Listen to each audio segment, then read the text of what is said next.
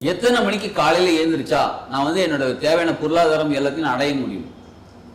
தினமும் காலையில் நீங்கள் சொல்கிற மாதிரி 4 மணிக்கு 5 மணிக்கு எழுந்திரிச்சு தாங்க இருக்கிறேன். இருந்தாலும் எனக்கே அது வந்து சும்மா தண்ணி ஊற்றி குளிச்சுட்டு இருந்தால் கூட போதுங்க. எதுக்குங்க தண்ணி ஊற்றி குளிக்கணும், சும்மா எதுக்கு குளிக்கணும் அப்படின்னு கேட்குறீங்களா? எஸ், நல்லா கவனிச்சுக்கோங்க. தூங்கும்போது ஒரு நிலை சக்தி நிலையில் நீங்கள் இருப்பீங்க. எல்லாருமே தான் தூங்கும்போது எல்லாருமே சக்தி நிலையில் இருப்பீங்க. எந்த பொருளாக இருந்தாலும் பரவாயில்ல. பேனா பென்சில் பார்க்கலாமா, பார்க்கலாம். ஒரு கபோர்டோட ஃபோட்டோ பார்க்கலாமா, பார்க்கலாம். ஒரு சிம்பிள் எனக்கு தெரியும், சிம்பிள் பார்க்கலாமா, பார்க்கலாம். எதை வேணாலும் பாருங்க. கண்ணை அப்படியே கண்ணு சிமிட்டுங்க, அசைக்கக்கூடாது. ஏன்னு கேட்குறீங்களா? நீங்க யோசிக்க ஆரம்பிச்சிட்டீங்க அப்படின்றது எப்படி நீங்க கண்டுபிடிக்கலாம் அப்படின்னா, கண்ணு மூவ் ஆக ஆரம்பிச்சு காலையில எழுந்திரிச்சு மொபைலை பார்த்துட்டு உட்காந்து இருக்கிறது. மொதல் 1 மணி நேரத்துக்கு சயின்டிஃபிக்கா என்ன சொல்லணும்னா, மொதல் 1 மணி நேரத்துக்கு மொபைல் பார்க்காதீங்கன்றாங்க. இல்லைங்க நான் கிளாஸ் அட்டன் பண்ணா, நம்ம ஆன்லைன் கிளாஸ் இருக்கிறோம், ஆன்லைன் கிளாஸ் அப்போ ஓகே, ஆன்லைன் கிளாஸ் அட்டன் பண்ணா பரவாயில்ல. இப்போ சோஷியல் மீடியா உட்காந்து பார்த்துட்டு இருக்குது, ஸ்க்ரோல் பண்ணி பார்த்துட்டு இது நல்லா இருக்குது, நல்லா இருக்குன்னு பார்த்துட்டு மணி லேட் ஆயிடுச்சு, எழுந்துச்சு போகிறது. எத்தனை மணிக்கு காலையில் எழுந்திரிச்சா நான் வந்து என்னோட தேவையான பொருளாதாரம் எல்லாத்தையும் அடைய முடியும்?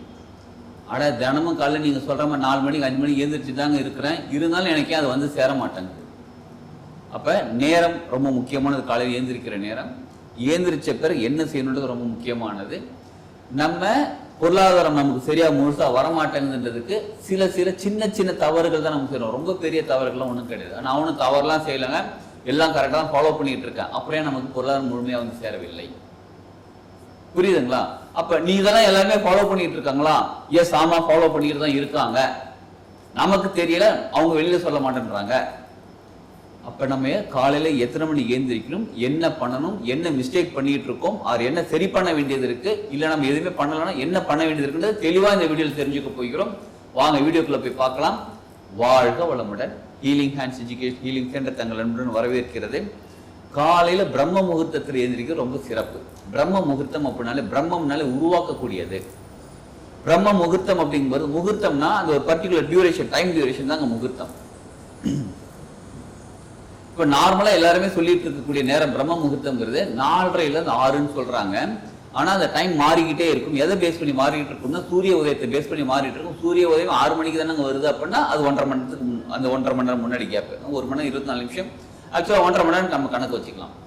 இப்ப வெயில் காலமா இருக்கிறதுனால சூரிய உதயம்ங்கிறது நமக்கு வந்து கிட்டத்தட்ட 5:45 வந்துருது. அப்ப 5:45 முன்னாடி 1.5 மணி நேரம். சரி, அப்ராக்சிமேட்டா 4 மணின்னு வச்சுக்கலாமா? எஸ், 4 to 5 கணக்கு வச்சுக்கலாங்க. சரி, அப்ப 4 to 5 ஏந்திரிக்கணும். ஏந்திரிச்சு ஃபர்ஸ்ட் நம்ம என்ன பண்ணா, பெட்ரூம்ல தூங்குறோம், பெட்ரூம் விட்டு வெளில வந்து ஹாலில் எங்க தூங்குறோமோ அதை விட்டு வெளில வந்து அந்த இடத்த விட்டு வெளில வந்துட்டு நம்ம காலை கடன்கள்லாம் முடிச்சுட்டு குளிச்சிடணும். நம்ம சோப்பு போட்டு சீயக்கா பொடி போட்டு இல்லை நீங்க குளியல் பொடி போட்டு அந்த மாதிரி குளிக்கிறது அதெல்லாம் அப்படிலாம் இல்லை. உடம்புல சும்மா தண்ணி ஊற்றிட்டு குளிச்சுட்டு இருந்தா கூட போதுங்க. எதுக்குங்க தண்ணி ஊற்றி குளிக்கணும், சும்மா எதுக்கு குளிக்கணும் அப்படின்னு கேட்குறீங்களா? எஸ், நல்லா கவனிச்சுக்கோங்க. தூங்கும்போது ஒரு நிலை சக்தி நிலையில நீங்க இருப்பீங்க. எல்லாருமே தான் தூங்கும்போது எல்லாருமே சக்தி நிலையில இருப்போம். தூங்கி எழுந்திரிச்சு நம்ம ஃபேஸ் வாஷ் பண்ணிட்டு ஃப்ரெஷ் ஆகி வந்தாலும் உடம்புல அந்த சக்தி நிலை இருக்கு பாருங்க, அந்த கனெக்டிவிட்டி இருந்துகிட்டே இருக்கும். சிலர் என்ன பண்ணுவாங்க, தியானம் மனசு அப்படியே உட்காந்துருப்பாங்க, அப்படியே சாஞ்சிருவாங்க. கொஞ்ச நேரத்துல என்னன்னா தூங்கிடுவாங்க.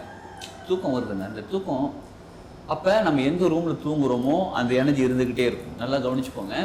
நம்ம இருக்கிற இடம், நம்ம போட்டிருக்கிற ட்ரெஸ், நம்ம கூட இருக்கக்கூடிய பொருட்கள், நம்ம கூட இருக்கிற மனிதர்கள் எல்லாருக்கிட்ட ஒரு எனர்ஜி வந்துகிட்டே இருக்கு.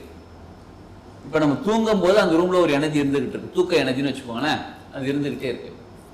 அந்த ட்ரெஸ் நம்ம நைட் தூங்குறோம் பாருங்க, போட்டிருக்கோம் பாருங்க, அந்த ட்ரெஸ்ல தூக்க எனர்ஜி இருந்துகிட்டே இருக்கு. நம்ம கூட அந்த தூக்க எனர்ஜி இருந்துகிட்டே இருக்கு. நம்ம குளிக்கிறதுனால அந்த தண்ணி வந்து என்ன பண்ணுதுன்னு கேட்டா, அந்த தூக்க எனர்ஜில நம்மளை டிஸ்கனெக்ட் பண்ணி விட்டுருவாங்க. அடுத்தது முக்கியமானது, குளிச்சுட்டு வேற ட்ரெஸ் மாத்திக்கோங்க. சாதாரணமாக நைட் ட்ரெஸ் மாதிரி ஏதோ கூட போட்டுக்கோங்க. போட்டுட்டு எப்போ காலையில் பிரம்ம முகூர்த்தத்தில் சிலர் கேட்பாங்க, பச்சை தண்ணியில் குளிக்கலாமா, சுட தண்ணியில் குளிக்கலாமா? அது உங்களுக்கு விருப்பம். நீங்கள் பச்சை தண்ணி குளிச்சாலும் ஓகே, சுட தண்ணி குளிச்சாலும் ஓகே, இல்லை சோப் போட்டு குளிக்கிறேன், நாங்கள் குளியல் பொடி போட்டு குளிக்கிறேன், எது வேணாலும் பரவாயில்ல. ஆனால் உடம்புல தண்ணி போட்டு நம்ம தலைக்கு தான் குளிக்கணுமோ, தலைக்கு குளிக்கணும் அவசியம் கிடையாது. குளிச்சிடுங்க. குளிச்சுட்டீங்கன்னா அந்த தூக்கத்தோட எனர்ஜிக்கும் உங்களோட எனர்ஜிக்கும் ஒரு டிஸ்கனெக்ட் ஆகிடும். ஸோ அப்போ உடம்பு ஃப்ரெஷ் ஆகிடும். குளிக்கிறது இன்னொரு டெக்னிக், அது அவுட் ஆஃப் த பாக்ஸை சொல்லித்தராங்க, நோட் பண்ணிக்கோங்க. ஒரு அலுமினியம் பக்கெட், இல்லை எவர்சில்வர் பக்கெட், இல்லை பித்தளை பக்கெட், பிளாஸ்டிக் பக்கெட் யூஸ் பண்ணக்கூடாது. இந்த மாதிரி பக்கெட்டில் என்ன பண்ணுங்க, தண்ணியை பிடிச்சி வெளியில் வச்சுருங்க. எப்போ ஈவினிங் ஒரு 8 மணி 9 மணிக்கு மேலே நைட் வந்து தண்ணியை பிடிச்சி வெளியில் வச்சுருங்க. ஓப்பன் ஏரியாவில் வச்சுருங்க, இல்லை பால்கனியில் கூட வச்சுருங்க. காலையில் ஏந்திரிச்சு சூரிய உதயத்துக்கு முன்னாடி பிரம்ம முகூர்த்தத்தில் குளிக்கிறீங்களா, இந்த தண்ணியை வச்சு குளிங்க. ரொம்ப சில்லுன்னு இருக்குமே, கொஞ்சம் சுடு தண்ணி வேணால் பிடிச்சிக்கோங்க. குளிச்சுக்கிட்டு அந்த வார்ம்னஸ் அந்த ரூம் டெம்பரேச்சர் இருக்கிற மாதிரி எடுத்து அந்த தண்ணியில் குளிங்க. உடம்பு வந்து அவ்வளோ சூப்பராக இருக்கும். முடிஞ்சால் தலை குளிங்க, ரொம்ப ரொம்ப சூப்பராக இருக்கும். இது வந்து ஓசோன் குளியல்னு சொல்லுவாங்க. இப்போ அந்த தண்ணி நைட் ஃபுல்லாக அந்த எனர்ஜி ரிசீவ் பண்ணி வச்சுருக்காங்களா, அந்த தண்ணியில் குளிக்கும் போது நம்ம உடம்புக்கு சூப்பராக எனர்ஜி கிடைக்கும். குளிச்சுட்டு வேறு ட்ரெஸ் போட்டுக்கிட்டிங்களா, வந்து உட்காருங்க. ஈஸ்ட் டைரக்ஷன் ரொம்ப சிறப்பானது, இல்லை வடக்கு திசை ரொம்ப நல்லது. ஓகே பரவாயில்ல, கிழக்கு அல்லது வடக்கு திசையில் தூக்கி உட்காந்துக்கோங்க. உட்காந்துக்கிட்டு நல்லா கவனிச்சுக்கோங்க.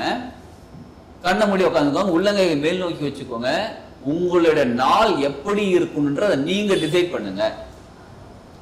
உங்களுக்கு ஒரு நாளைக்கு நம்ம ஒரு 1000 வேலை வச்சிருப்போம், 10 வேலை வச்சிருப்போம், ஏதோ ஒரு வேலை வச்சிருப்போம். கண்ணை மூடி உட்காருங்க.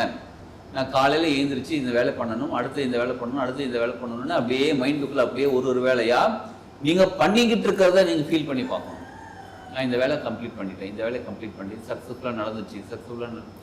ஒரு சில வேலைகள் நம்ம ஆஃபீஸ் போகணும் தான் தெரியும். ஆஃபீஸில் என்னென்ன வேலை இருக்குன்னு சிலருக்கு தெரியாது. பிஸ்னஸ் போகணும், பிஸ்னஸில் என்னென்ன வேலை இருக்குன்னு தெரியாது.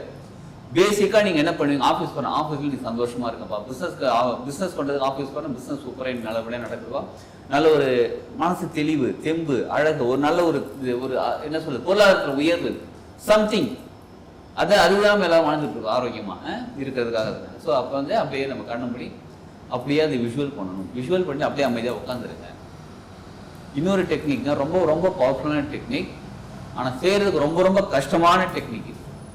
எதுன்னு கேட்குறீங்களா, 10 நிமிஷம் இந்த விஷுவல் பண்ணி முடிச்சிட்டிங்களா, முடிச்சுட்டு கண்ணை திறந்து உட்காந்துக்கோங்க. ஒன்றும் பண்ணக்கூடாது, கண்ணை திறந்து அப்படியே உட்காந்துக்கோங்க. அவ்வளோதான். 10 நிமிஷம் ஆச்சான்னு பார்க்கக்கூடாது, அலாம் கூட வைக்கக்கூடாது. 10 நிமிஷம் ஆச்சா 10 நிமிஷம் ஆச்சு மொபைலை பார்த்துட்டு பார்க்கக்கூடாது. உட்காந்துருங்க. என்ன நடக்குதுன்னு பாருங்களேன். சீரியஸாக சொல்கிறேங்க. 10 நிமிஷம் எந்த ஒரு விஷயம் வந்தாலும் நீங்களா உடனே கனவுக்குள்ளே போயிடக்கூடாது. கற்பனை பண்ணணும், நான் இன்னைக்கு என்ன பண்ண போகிறேன். நல்லா கவனிச்சுக்கோங்க. அந்த 10 நிமிஷமும் உங்கள் பார்வை ஒரே பொருளை தான் பார்த்து கொண்டிருக்க வேண்டும். அது நேராகத்தான் இருக்க வேண்டும். அது எந்த பொருளாக இருந்தாலும் பரவாயில்ல. பேனா பென்சில் பார்க்கலாமா, பார்க்கலாம். ஒரு கபோர்டோட ஃபோட்டோ பார்க்கலாமா, பார்க்கலாம். ஒரு சிம்பிள் எனக்கு தெரியும், சிம்பிள் பார்க்கலாமா, பார்க்கலாம். எதை வேணா பாருங்க. கண்ணு சிமிட்டுங்க, அசைக்கக்கூடாது. ஏன்னு கேட்குறீங்களா, நீங்கள் யோசிக்க ஆரம்பிச்சிட்டிங்க அப்படின்றது எப்படி நீங்கள் கண்டுபிடிக்கலாம் அப்படின்னா, கண்ணு மூவ் ஆக ஆரம்பிச்சிடும்.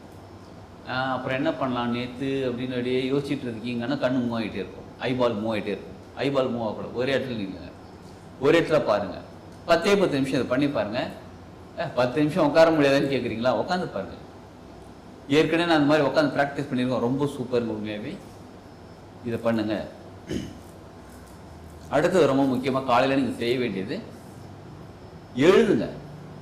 என்ன எழுத போறேன்னு கேட்குறீங்களா, இப்போ உங்கள் மனசில் என்ன எண்ணங்கள் வந்துட்டோ அதை எழுதுங்க. இது ஃபஸ்ட்டு 10 நிமிஷம் நமக்கு என்ன வேணுமோ கேட்டு வாங்கிக்கிறோம். இந்த கேட்டு நம்ம நாள் எப்படி இருக்குன்னு நம்ம பிளான் பண்ணுறோம் பாருங்க. அந்த பிளானுக்கான எனர்ஜி கொடுக்கறதான் அமைதியாக சும்மா உட்காந்துருக்குறது. சரிங்களா, மனசில் எந்த எண்ண ஓட்டமும் இருக்கக்கூடாது. எண்ண ஓட்டம் இருந்தால் அதை கவனிக்கக்கூடாது, அதை பாட்டு வந்துட்டு போகட்டும், அப்படியே விட்டுருங்க. ஒரே நோக்கத்தில் வந்து ஒரே ஃபோக்கஸ் பண்ணி அப்படியே உட்காந்துருங்க. அது முடிச்ச பிறகு 10 நிமிஷம் கழிச்சு எழுதுங்க. என்ன எழுதணும்னா, நீங்கள் என்னெல்லாம் நினச்சிட்டு இருக்கீங்களோ, இப்போ உங்கள் மனசில் என்னெல்லாம் எண்ணங்கள் வருதோ அதை எழுதிக்கிட்டே வாங்க. எழுதிட்டு ஒரு தடவை படித்து பாருங்கள். சீரியஸாக சொல்கிறாங்க, அவ்வளோ காமெடியாக இருக்கும். இப்படியா என் தாட் இருக்குது, தேவையெல்லாம் இவ்வளோ விஷயமா திங்க் பண்ணி நீங்கள் யோசிப்பீங்க. அப்படியே எழுதிட்டு முடிச்சிடுங்க. அவ்வளோதாங்க. இதை 3 பண்ணுங்க போதுங்க. தினமும் இதை 3 பண்ணிக்கிட்டே வாங்க. நம்ம பலர் என்ன பண்ணுறோம் தெரியுமா, தப்பு என்ன தெரியுமா பண்ணுறோம், காலையில் கொஞ்சம் லேட்டாக எழுந்திருக்கிறது. ஆஃபீஸ் போகிறதுக்கு சிலர் வந்து ஆஃபீஸ் போகிற நேரத்துக்கு ஒரு 15 நிமிஷம் எழுந்து கடகடன் குளிச்சு அப்படியே கடகடன் டிஃபன் சாப்பிட்டு கிளம்பி போகிறது. இந்த அவசரம், வேகம், நைட் லேட்டாக தூங்குறது, காலையில் எழுந்திரிச்சோன்னா மொபைலை பார்த்துட்டு உட்காந்துருக்கிறது. மொதல் 1 மணி நேரத்துக்கு சயின்டிஃபிக்காக என்ன சொல்லணும்னா, மொதல் 1 மணி நேரத்துக்கு மொபைல் பார்க்காதீங்கன்றாங்க. இல்லைங்க நான் கிளாஸ் அட்டன் பண்ணால், நம்ம ஆன்லைன் கிளாஸ் இருக்கிறோம், ஆன்லைன் கிளாஸ் அப்போ ஓகே, ஆன்லைன் கிளாஸ் அட்டன் பண்ணால் பரவாயில்ல. இப்போ சோஷியல் மீடியா உட்காந்து பார்த்துட்டு இருக்குது, ஸ்க்ரோல் பண்ணி பார்த்துட்டு இது நல்லா இருக்குன்னு பார்த்துட்டு மணி லேட் ஆகிடுச்சு பண்ணிச்சு போகிறது. இந்த மாதிரி சில நமக்கே தெரியாத விஷயங்கள், நம்ம நல்லதுன்னு நினச்சி பண்ணிக்கிட்டு இருக்கக்கூடிய விஷயங்கள் எல்லாம் நமக்கு சில சமயங்கள் தெரியும். நல்லதுலன்னு தெரியிருந்தாலும் வேறு வழியிலன்னு பார்க்குறது, நேரம் போகலன்னு சொல்லி பார்க்குறது, இந்த மாதிரி விஷயங்கள். மொபைல் பார்க்குறது ஸ்டாப் பண்ணிவிடுங்க, டிவி பார்க்குறது ஸ்டாப் பண்ணிவிடுங்க. உங்களுக்கு வாழ்க்கைக்கு எது தேவை அதை மட்டும் சிந்திக்க ஆரம்பிங்க. இந்த விஷயங்கள் பண்ண ஆரம்பிங்க. நீங்கள் வந்து ஏந்திரிக்கிற நேரம், சிலர் சொல்லுவாங்க நான் நைட் ஷிஃப்ட் பார்க்குறேங்க, காலையினால ஏந்திரிக்க முடியலன்னாலும் பரவாயில்ல. நீங்கள் ஏந்திரிச்சு நைட் ஷிஃப்ட் பார்க்குறவங்க மட்டும்தான் நீங்கள் ஏந்திரிச்சோன்னு இதை பண்ணுங்கள். நைட்டில் ஒழுங்காக தூங்குறவங்க காலையில் எழுந்திரிச்சு இதை பண்ணுங்கள். இந்த 3 விஷயத்தை மட்டும் ஃபாலோ பண்ணுங்கள். தேவையில்லாத விஷயத்தை அவாய்ட் பண்ணுங்கள். முடிஞ்சளவு மொபைல் உங்கள் ரூம்லேயே வச்சுருக்காதீங்க. இதை ஃபாலோ பண்ணுங்கள். அப்புறமா நீங்கள் எப்படிப்பட்ட மேக்னெட்டாக மாறுறீங்கன்னு பாருங்கள். உங்களுக்கு நினைச்சது நீங்க கேட்கறது அப்படியே கிடைக்க ஆரம்பிக்கும். இதை ஃபாலோ பண்ணுங்க, வாழ்க்கையில சூப்பரா முன்னேறலாம். இது ஒரு பெஸ்ட் சிம்பிள் டெக்னிக், ஆனா பவர்ஃபுல்லான மேனிஃபெஸ்டேஷன் டெக்னிக். இதை ஃபாலோ பண்ணுங்க. இன்னொரு டீட்டெயில் தெரிஞ்சுக்கணும், இல்லைங்க என்னை பத்தி எனக்கு நிறைய விஷயம் தேவைப்படுது, நான் தெரிஞ்சு மேனிஃபெஸ்டேஷன் பத்தி நிறைய தெரிஞ்சுக்கணும்னா வீடியோவில் இருக்கக்கூடிய கான்டாக்ட் நம்பர் கான்டாக்ட் பண்ணுங்க. தனி கோர்சஸ்லாம் நம்ம நடத்திட்டு இருக்கோம். அந்த கோர்சஸ் ஃபாலோ பண்ணுங்க, படிங்க, ஃபாலோ பண்ணுங்க, ப்ராக்டிஸ் பண்ணுங்க. நிச்சயமா வாழ்க்கையில சூப்பரா முன்னேறலாம். வாழ்க வளமுடன்.